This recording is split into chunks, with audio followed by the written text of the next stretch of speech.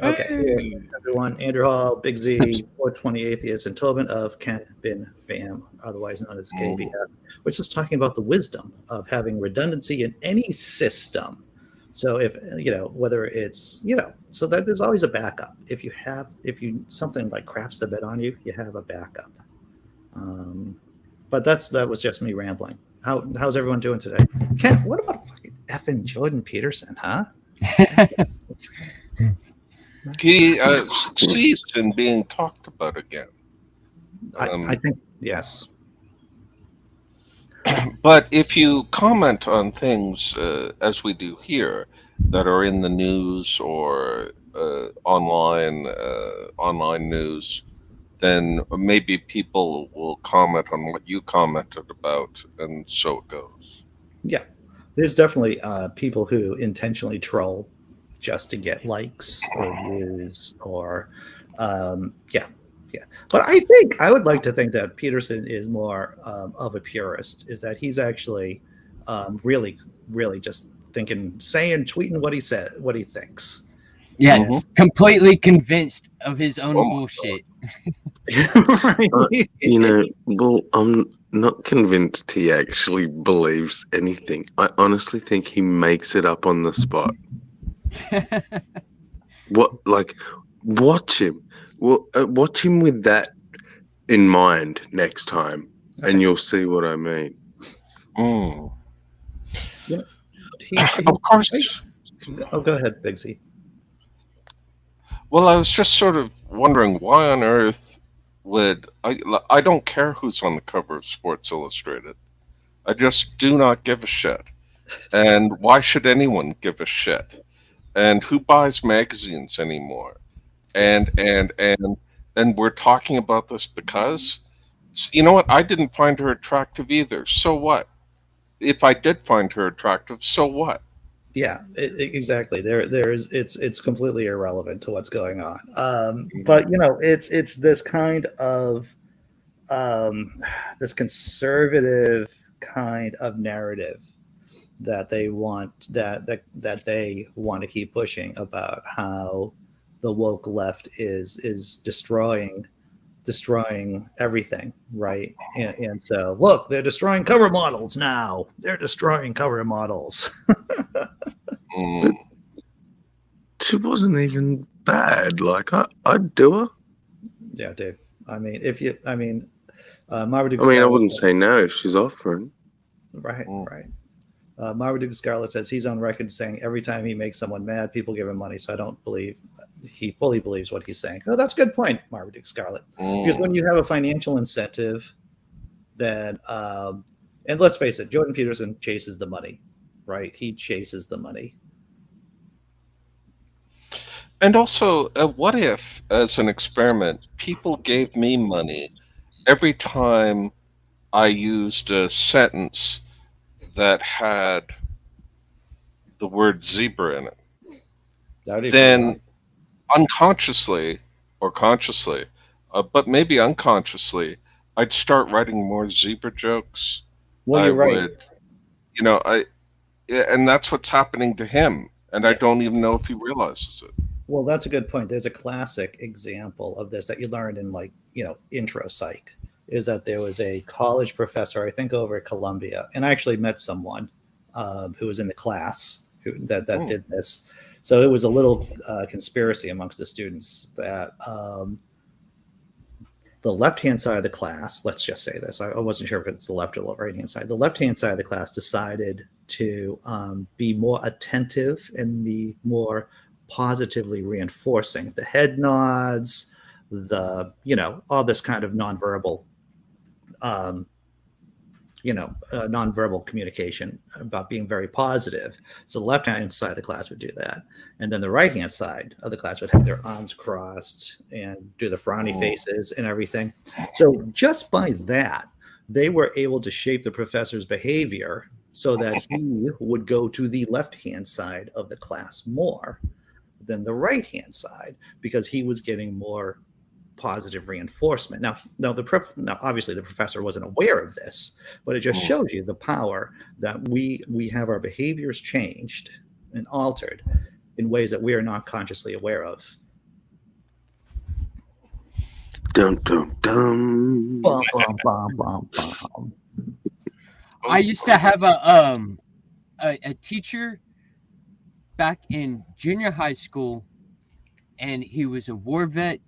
He had a glass eye, and we could literally rearrange half of the classroom without him noticing it, switch seats and everything, and then he would eventually catch us. That the guy was he was with it, but we could mess with them so bad. That sounds You so horrid children. Yeah, Horrible, we horrible were horrible. children. We were. horrible children. You know, There was a famous incident in my high school where a teacher fell asleep during count class, and one by one, the students went to the back of the class. The window was open, and they all jumped out. And this led to him waking up and finding the class empty.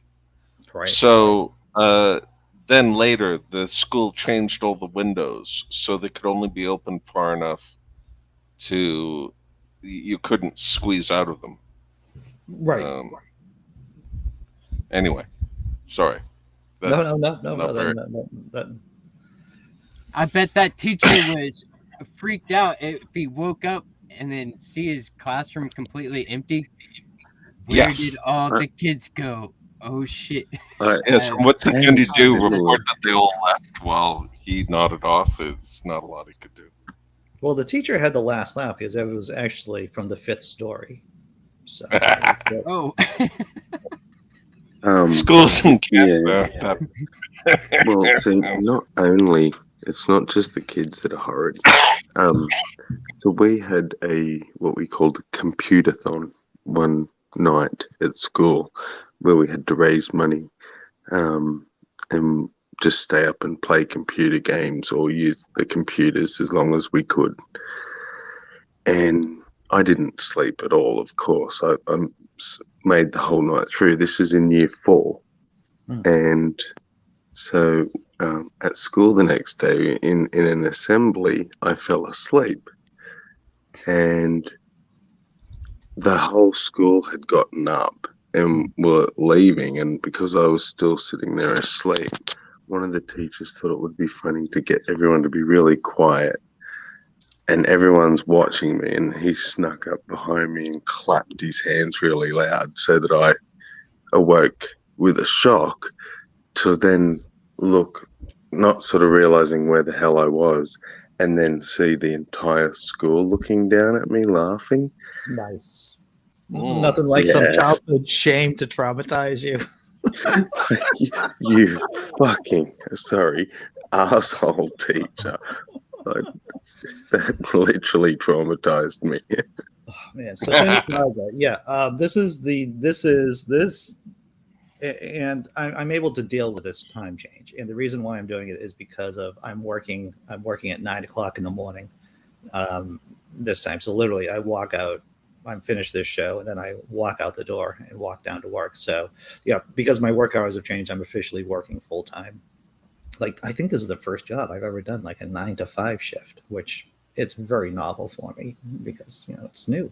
So yeah, so this is the normal time for the show. I hope it works for you. And Big Zebra, thank you for posting the link about the about how Apple is canceling the Catholic clergy app Kidder. It's a very serious story. It's causing a lot of controversy, and it's I'm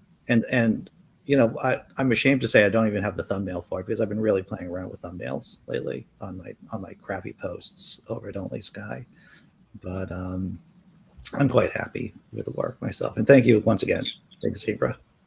Oh, happy to do it. It's because for some reason I remembered to do it, so maybe I should be the one to say, "Hey, let's." So Andy, I'm guessing then that the Android using companies haven't stopped using the app then. They have well, that's a good point, and I'm glad that you brought that up. They are lackadaisical. Apple is amongst the evil companies. They are trying their best, and so they are on trying to stop Nicholas Priest Cage here from from going after. And the reason why I picked Apple is because they did discontinue the iPod. And so one of the crappy Jedi tricks I use to try to get clicks and likes and to rank in Google search is to take a trending story and then put a couple of twists to it. So to make it funny. I once, the article I wrote that got this response was about the G20 when there were G20 protests and riots. Mm-hmm. And I wrote an article about the G20 to leave planet. And it was about spaceships to be launched and how the G20 were sick of everyone. And they were going to colonize another planet without people who complained so much. Did you see at all when the G20 was in Australia? We had this bunch of young guys. They used to call themselves the Chaser because they'd chase politicians around and hassle them out. And they did this stunt where they hired a limo, put a flag on it, and they dressed up in Middle Eastern garb. And they literally drove right into the G20 summit. Oh, wow. Just to show, like, the bullshit lack of security. But, yeah, God, they copped some flack, but it was so funny as well. You know, you could easily see how that could devolve into someone getting shot. I mean, if there was real security, right? Yeah. Absolutely. Well, see, they got so far in, they expected to get like pulled up right at the first checkpoint, but they got so far in, they didn't know what to do. So at some point, one of them got out in his ridiculous, over the top Middle Eastern outfit, and sort of was running along beside the car until they came over. It was like, dudes, you were going to let us all the way in. Yeah. You know, that's sad when the gag goes so well that no one notices. Yes. Have you ever seen the guys called the Yes Men? They have a film. The Yes Men are two media guys who got sick to death of the way the world trade, or rather the general agreement of tariffs and trades was going. And eventually got closed, and the World Trade Organization sort of became the preeminent trade organization. And they bought the rights to the General Agreement on Tariff and Trade's website and redid it. And so they would show up at conferences and give lectures. And one of them was basically doing an economic study about how slavery was a way to get wages down to absolutely the lowest bare minimum so that people could barely survive, they could eat, they maybe have some shelter. Now, they said they weren't advocating slavery, but they did say that by shifting jobs to the lowest economies in the world, you could essentially recreate slavery without calling it that, and it was a really good thing.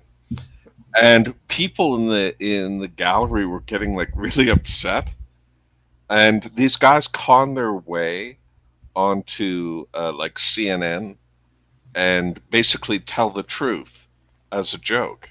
Right. And it's absolutely wonderful. If I can find a link, I'll put it in chat.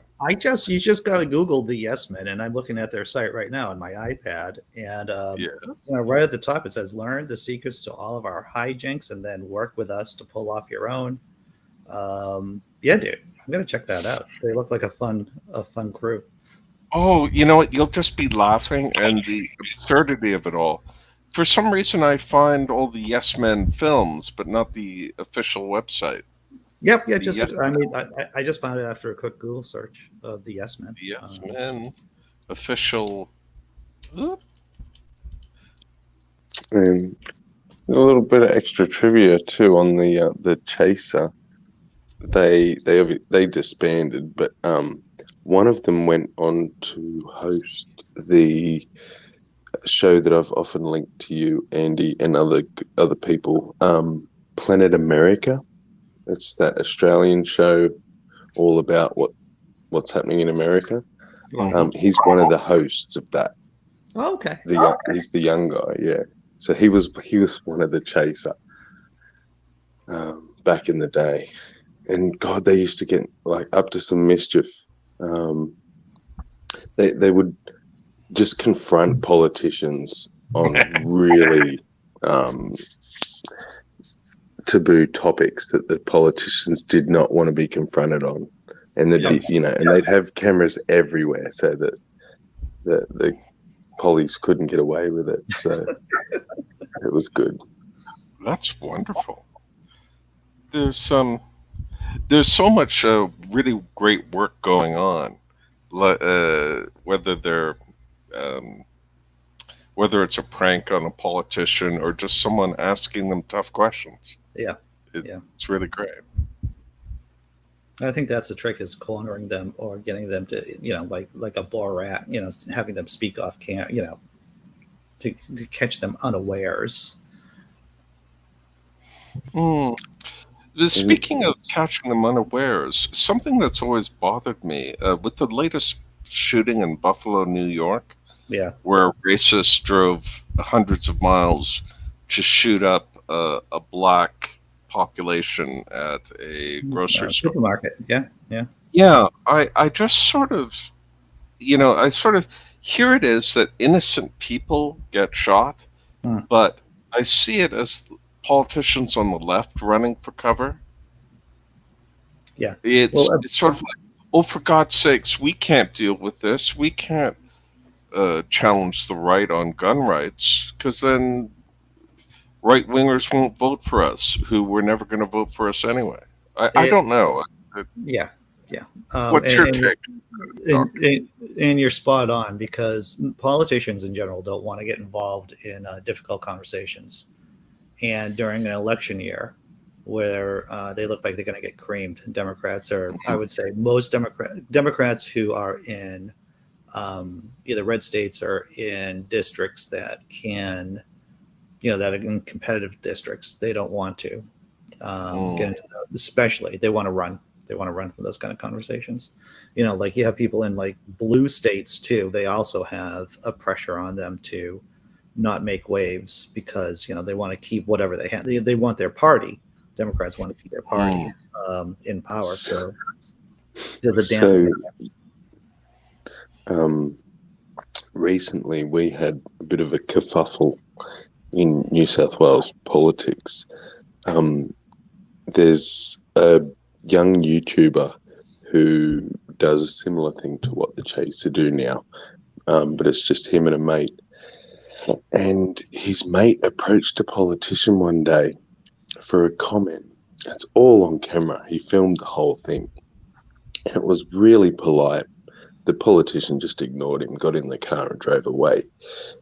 But the politician went and tried to have him charged with stalking and all this stuff, but also activated what's called the Fixated Persons Unit, which is meant to go after like stalkers and things, but normally like for big name people, not this sort of thing.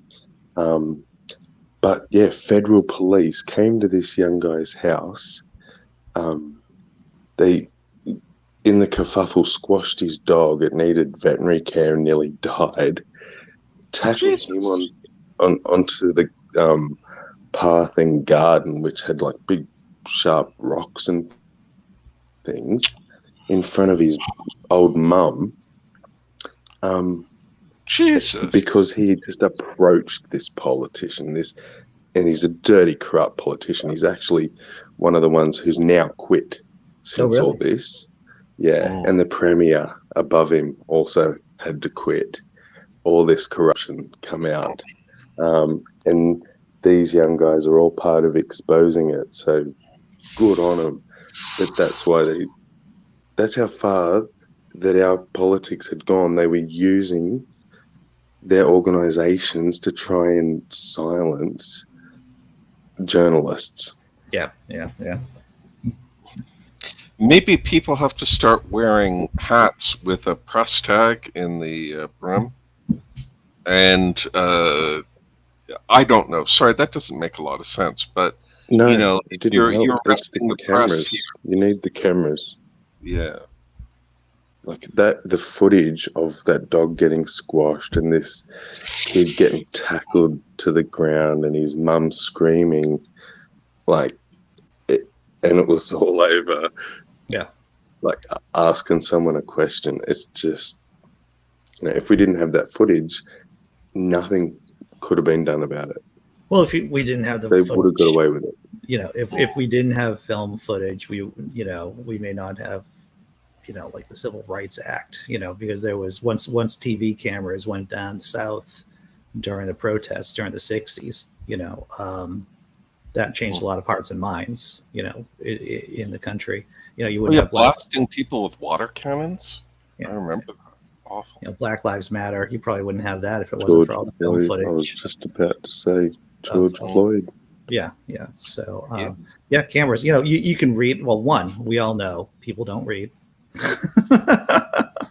People just don't read. And two, because we're a visual species, of course, the film, or recordings do strike closer to the heart.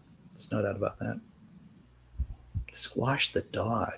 Kid should have won John Wick on them, guys. Yeah. Strangely, if these people had defended themselves being attacked by the police, occasionally in the U.S. you win, even if you kill them, which is horrifying. But you can defend yourself from the police in the U.S., so that's points for you. But you're often not going to win. Yeah. Well, we've covered this a bunch of times, is that, each municipality has its own rules of engagement for police. So, some communities have chokeholds. The next town over may not have a chokehold, may not allow cops to do chokeholds. The rules of engagement are different. It's a crazy quilt, even within states themselves. And you also have states that are like, your police are essentially military. Oh, yeah. Well, this is the effect of, waging those forever wars and having all this extra military gear is that, they just got sent to police departments for free for all intents and purposes. And so there's been a distinct militarization. And that's one of the problems. And this is one of the many reasons why, the police just need to be defunded so that they don't have the means to go crazy as often, And they need mental health checks. Oh yeah, there needs to be a lot more involvement, like to be able to make it to where you are a police officer. That I think that there needs to be much more oversight. And you're spot on with that. Is that the system that the police operate in, right? This blue code of silence, this tendency of just rushing to violence. It makes people sick. It makes cops sick. That's why cops commit suicide with their service revolver, with their service pistols. It makes you sick. One of the things that when I was in a Philosophy 101 course back in the day, we read. We were talking about the toxic effect these horrible systems have on people, and not just on the victims, but also on the perpetrators of the crime too. And there was a letter from Himmler. Yeah, it boils down to Nazis. Everyone, it always goes back to Nazis with me. There was a letter that Himmler wrote to SS officers and SS soldiers, basically saying that I know it's difficult for you to commit these acts, but it's for the greater good. For the greater good. And so so cops get ground down by this kind of stuff too. It warps your system. Tell me if there's any validity to this thought that I've always had. It might have more meaning here in Australia, but I found that the fundamental issue that people have with police and police with people is that they're taught treat everyone as though they could kill you, and Sure. every day they wake up and go to work as though they could die. Oh, yeah. How do you there are function people like that that? seriously hate the Yeah, police. without You if they know, don't have like regular mental health checks and things like that, they're gonna turn into monsters. Sure. We know that they think like that, so we automatically, get Yeah. defensive and think the worst. It's this perpetual Well, horrid cycle. it's a positive feedback loop, where it just gets, makes everything worse. All right. On that note, everyone, Cindy Plaza, I hope, I'm watching the chat too. And yeah, that's a long road you're on. It's been 6 weeks since the surgery, and you're about to start, or you're going to be doing PT. Man, it's a lot. It's just a lot. Heart goes out to you. I hope everything goes well. Good luck with the tendon. On that note, everyone, we're doing the same crazy thing tomorrow. Hopefully, as long as my sleep cycles keep working well and I get my work done. Take care, everyone. Shamla Hamla. Thank you, Tobin. 420 Atheist, Big Zebra. Thank you, chat. Take care, everyone. Bye. Bye. Bye.